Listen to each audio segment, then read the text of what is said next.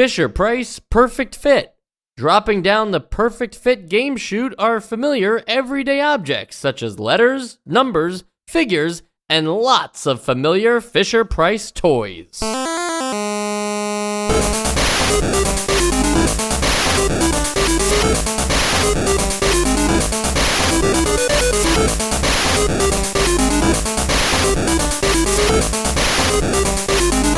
And welcome to Nostalgia, a chronological exploration of every NES game released in North America. I'm Mike. I'm Sean. And I'm Joe. And back at it is Fisher-Price with the sequel to I Can Remember, Perfect Fit. And what a sequel it is. Yeah, it's not really a sequel, it's just another game made by Fisher-Price, which is really just Fisher-Price just saying, like, make us this game, and I believe it's Game Tech that actually makes these games. We were a little funny, a little silly, a little unfocused last week. This is serious. But this is about making sure that this podcast is still a perfect fit in your rotation. We know a few of you probably were considering deleting the podcast after last week's episode. I would have. And you're probably not pressing play on this episode. You're probably just waiting until we get a normal episode again. But fear not. I promise a perfectly normal episode where everything will just fit right into place. Yeah, there's this one. So the way that it describes itself for this one, I thought that it was going to be a puzzle game, like literal jigsaw puzzle pieces, and it would be an image of a thing. And that is not what this is. What this is literally images that you need to match with its own image. There's even less strategy or like challenge as I can remember, because now all you're doing is like just bringing a thing that looks like a hole to the hole. You shouldn't be able to do that, right? You shouldn't be able to fit it over the silhouette without committing. So for the way that Sean's explaining it here is basically you get to see the full toy, right? The full colored object and everything come down the chute, and it could be upside down, it could be flipped horizontally. Well, if you're on one of the later levels. Yeah, no, I know, but just bear with me for a second. I'm trying to explain the game. And then on the side in like this other box are the silhouettes or the holes, if you will, of those objects. And the problem with any challenge being removed from this game, even from like, I can understand maybe at 2 years old, but for the most part, this is a very easy game because you are allowed to put the object over the hole without committing. And I know that in real life, there are toys where you take like, the sphere and have to put it through the sphere one, and somebody puts it through the half moon one, or, like they're trying to shove it through that, and that's how they learn or whatever. But I bet you that somebody who isn't able to figure out the difference between the sphere and the half moon is definitely not able to hold this controller and also function this game. Again, it could be, for anyone over 2, 3, whatever, there would need to be something. I think what you're suggesting is a perfect solution where it's like, if you put this there, if you put this thing over that spot, like, and it's wrong, you failed. But you can just put it there and be like, okay, doesn't fit. I can see it doesn't fit. Why would I press A? It's very strange that you guys have jumped to this specific problem, because I didn't even think of it as a problem. The fact that you don't have to commit to what you're doing, because I don't know, like, it just seems like an amount of challenge that the game doesn't actually deserve. I don't like when you have the toy. When you have the toy, you don't have like a fail state for putting. Well, you do though. You do. Like, I mean, it's not a fail state, but it's like, oh, I tried to put it in, it didn't fit. That sucks. Like, I mean, you get that. We get that in this game. It doesn't fit. You get that but same if you're playing, all right, if you're playing competitively, angry buzz. If you're playing competitively against someone else, you don't really get. You get time punishment. I see. So I guess that is what you guys played the competitive mode. I did not. I'm speed running. Well, yeah. So we're adults and we're pretty smart. And so this isn't a brag. But nobody ever got one wrong, right? Like, nobody ever got tricked by this game, correct? Well, I accidentally didn't get it in perfectly. Like I was too lazy and too fast, and it was maybe off by a few pixels, which is my fault. I was sloppy, so I got a couple wrong. You know, Sean, that's actually something the game does well, is that it eliminates that chance of like having too little a shift in movement, that you're just like, yeah, it looks kind of lined up, but it's not by a few pixels, so you're screwed up. At least the game does move you in significant chunks. So I guess what I'm saying is that most people who aren't lazy would avoid your problem still, because it's not like, oh, it looks like it's fit, but technically I'm especially bad at this game. You're especially lazy at this game. You had it all right. You just didn't choose to take the additional time to just make sure it was lined up before moving on. I see. I get it. Sean, I'll make you feel better because I did actually put a shape just wrong once. Was it the phone? No. So it's not a case of like, oh, I don't know the difference between the shape of the letter E and a cake mixer. But it was in the later levels when, you have to start flipping the images either horizontally or vertically. And there's the sunglasses, where the arms of the sunglasses, like the part that actually hooks around your ear, on the left side, the hook is slightly more obtuse than the one on the right side. Like, honestly, like, yeah, it's like the left side is maybe at like a 45-degree angle and the right side is at like maybe like a 30-degree angle. And it's obvious if you look at it for more than a second. But like I said, I was playing against someone. If you're trying to go competitive, racing against the clock. So I'm just like, got it, go. Like, go, I'm moving too fast and I missed it. And then the time, I guess this answers Mike's question of like what or what we were talking about anyway, about what the fail state is yes, that even though I didn't get any points docked, the time it took me to go drag the image back to the flip image section, which is how that works.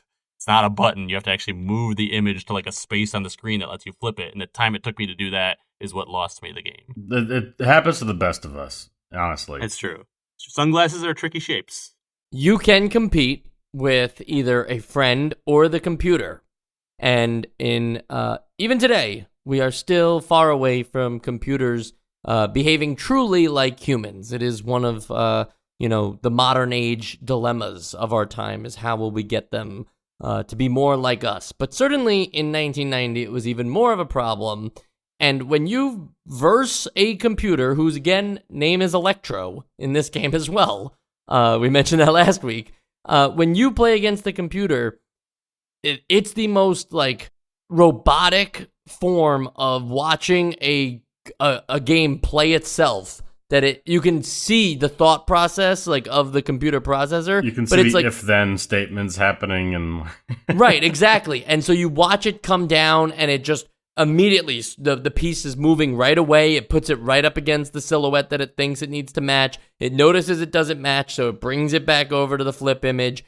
Takes basically, I guess, a 50-50 chance on whether it's flip image horizontally or flip image vertically, and then tries it again and just continues to scroll over really fast again and again and again in a way that is very unhuman-like and a little, if I'm being honest, unsettling. And not like in a super scary way or whatever, but just in a very like, what is the computer doing? Why is it behaving this way? Why can't you just try to, in Jeopardy, the solution was they just say gibberish because they couldn't even provide them with wrong answers, right? They couldn't even think of creating different options of what the correct answer could be close to. In this game, instead, it's like watching the computer, like trying to solve a Rubik's Cube, but instead it's just trying to match up two images. It sort of looks like if you have like a CNC machine and you kind of like moved what it's trying to the actual like material that it's trying to engrave below it, and then it like sort of loses its place, and then you kind of or you know what, a better example is it's like watching that scene in Jurassic Park where they got the egg flipping machine and then like it gets confused that the egg's not there anymore, but it's in Dr. Alan Grant's hand, and then it sort of like snatches it out of there, and it kind of feels like that. The fact that it is a timer, though, that is the thing that makes it so that you can't, that decides when you lose, when you run out of time, tells me that even Fisher-Price anticipated that most people were going to solve these. And I'm not sure, like, what they could have done to make it a more interesting challenge. I think it comes down to the fact that it's you're running over. You have to run the image over a box that says flip image and has arrows either pointing up and down or side to side.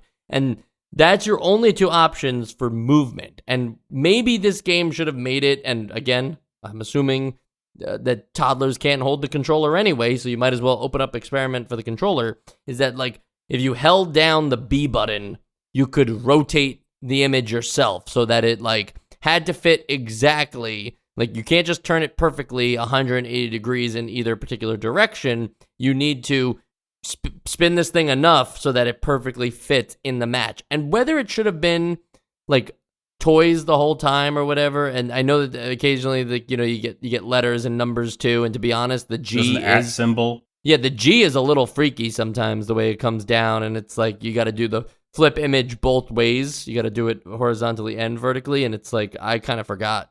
I lost plot of the G there for a second because I'm not used to seeing them like that.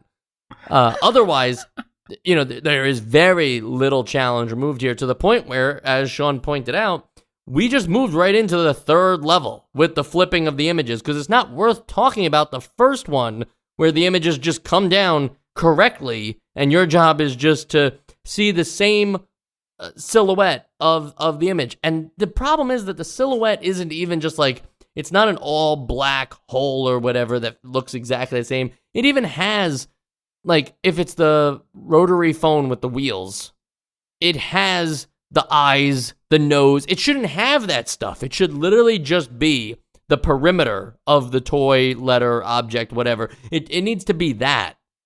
So this way there's at least, like, not some kind of identification of, you could recognize it instantaneously. It just looks like a copy of your image and you're just putting it over it. Yeah, it almost makes you wonder, like, you can't call this a video game. And whoever, again, I think it would have been more fruitful of a teaching instrument if you just bought your kid a block thing, like a thing to push blocks through. What this is more so it's sort of a programming test. Like, nobody needs a program that says "Hello World." When you press print, it goes to "Hello World," and then it shows that thing. That's just an exercise. This is an exercise in programming. Nobody ever needs this. I don't think any kids actually use this. I don't believe you if you say that you had this game as a kid and this was something that you passed time with. Well, because I think that if you're in the demographic of like the age group in that this is aimed at, like you are like a child that needs to learn matching shapes. Like you're at that age, like you're what, 2 or younger.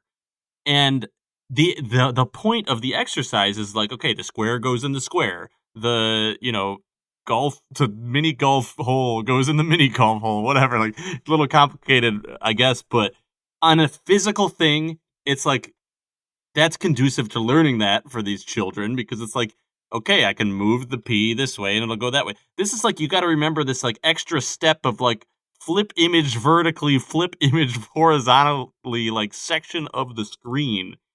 That's just like, if you're able, I'm convinced that any child that's able to, like Mike said earlier, any child that's able to operate the interface of this already knows like that these very obvious shapes match into each other in this very obvious way.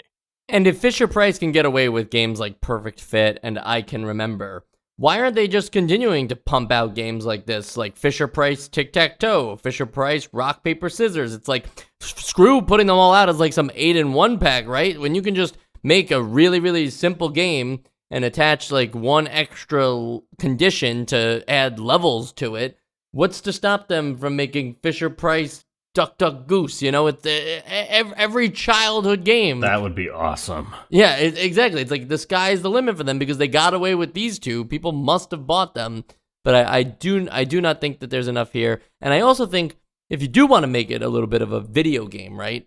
Imagine instead you're Nintendo and you're tasked with making a perfect fit kind of game with Mario as the star.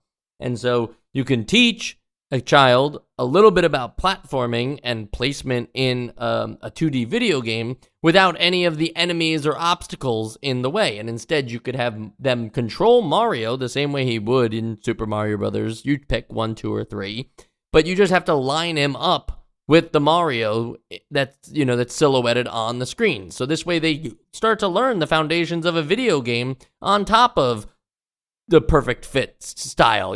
Like you have to make Mario crouch into this position directly underneath this platform. Like, all right, Mike, but video games are degenerate and make your brain turn to goo. We're trying to teach kids shapes. You don't need to teach kids how to play video games. Speaking of teaching them shapes, though, there's really not enough shapes in this game. Like, where is just the obvious circle that wouldn't require any flip of the image, or a triangle, or a half moon? Where are those ones? Do they not have the trademarks for those? I think having a circle. Universal owns those. I would like to see a circle that you had to flip a certain direction for it to actually work. Like they forgot that it is non-directional. That would be fun. Yeah, no boss battles in Perfect Fit. No, not even any Easter eggs. Wait, is there an image of an Easter egg? I don't think so. Oh, there is an image of the block game, which is pretty meta. Oh, that's funny. Really? Yeah, I didn't see that one. Fitting shapes into blocks? Yeah. That's great. They should have been the Fisher-Price logo should have came down the chute. Man, now I want a physical block game that has a shape, like a hole in it shaped like the cartridge for this game. That's the NES. Sean, that's the perfect point, because realistically, Fisher-Price Perfect Fit is a cartridge that is a perfect fit inside your NES. And so putting this game inside the NES is in itself a obstacle for the kid. When was the last time you tried to put a cartridge into an NES, though? It's very rarely a perfect fit. Sometimes you gotta force it in, and sometimes it's very loose. Yeah. I know that this was a problem with my 52-pin connector or whatever, because I had a new one on my NES when I got it off eBay. It was like a brand new one, and when I would put the games in, the cartridges it wouldn't be too much of a problem getting them in, but it gripped onto them so hard that I remember Dragon Warrior. I had to get pliers and put them in that little part that you're supposed to put your thumb and your index finger on to pull out. I had to put pliers in there to yank it out. That's how gripped on it was. That's a tight fit. That's a perfect fit. But before that, before I thought about the pliers, I was literally just all right, I guess I'm just gonna keep Dragon Warriors in there until I beat it. No sense in pulling it out. Win-win. One last thing, and we kind of touched on it a little bit, so you don't have to say everything that, if it's been covered ground before. But presentationally, and I'm not talking about the way the toys look, the sprites, or anything like that, but presentationally, they have delivered the bare minimum on even what could be a fun, object comes out of a chute and you have to place it in the correct hole. Instead, it's very scientific with just 2 lines representing a chute. The toy comes down those 2 lines, and then immediately it's already hovering over one of the flip image boxes if you're playing one of the later levels. And then there's just another larger box with the silhouettes inside of them, and they're perfectly spaced, in a 9x9 fashion. And there's just really not, think about what you could have had fun with in terms of, I don't know if it would have been a crane machine or whatever, where you pick the object first and drag it over to the perfect fit. But this is really bare bones in the sense of even trying to convey the ideas across of this being a, like some kind of object that you're interacting with. It's really just a screen with images on it. Yeah, that's why I think that, maybe if it wasn't a learning exercise for a game developer in training, this was just made by one person that just sort of made this in a couple days. I don't think, maybe the art assets would take some time to make, but I feel like you could program this game pretty quickly. It was definitely shoveled out the door. Yeah, it feels like the benefit for them doing this is like it's incredibly simple to make. You don't even have to really like hide that, like, just the programming of it. Like there's nothing's gamified, like you said. You're just moving stuff to other places, and you put little conditional reactions. And then you trick the parents into like, okay, yeah, this is my 2-year-old. What do they care? It's just like this is a game for them. And then they buy it. And if they don't, it's like you probably wasted like, $200 on development. And, you probably make that back. 200. We will find out if Fisher-Price Perfect Fit is a perfect fit for the Nostalgia Podcast on the Essential Games List. Well, I haven't been hiding how I feel about the game. And while I do feel like it is the bare minimum, it does get one thing right. And that is that it truly, to count as a match in this game, different than the kinds of matches we were playing last week and I can remember, it is truly a perfect fit for the object to fit over the silhouette. There is no... I could imagine a game that was made just like this, except for it has the Adventure of Lolo's type of input where, like, if you just move the box a little too far, right? If you just push a little too much, now you've soft locked yourself out of that level, and you have to restart that one. You have to commit suicide as Lolo and restart. And I could imagine that happening with the hot dog and ketchup bottle in Fisher-Price Perfect Fit. I could see that a worse version of this game exists where the pixels have to be perfectly lined up, and if you didn't perfectly line up those pixels, it would be failed. And so I will give them credit for that little thing. That's about all the credit I'm willing to give them. They didn't even have fun with the idea of what it means to flip images. They just put boxes that you rotate over. It'd be like if, if there was a whip button on screen for Castlevania. Every time you wanted to whip, you had to like walk into the whip button in order to whip. It's like, that's just not fun. And Fisher-Price Perfect Fit has found a way to take even the more basic elements of its own game and remove the controller from them wherever possible. So for that reason alone, Fisher-Price Perfect Fit is not on the Essential Games list. Joe? Yeah, I mean, this is obviously going similar to last year into my not applicable category. But I think this is maybe the first not applicable that I also think doesn't really do what it sets out to do in teaching children their shapes. Because I do really agree that, like, this is something that probably a child that needs to learn this before they learn to operate a video game controller.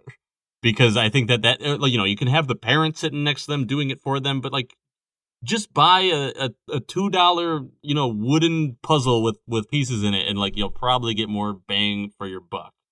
I'll say that, like, oddly enough, it did lead to, like, when I played with another person, it was like kind of became this totally different game than what they're intended, where we're just racing, just trying to go as fast as we possibly can, because that's like the only way to get points.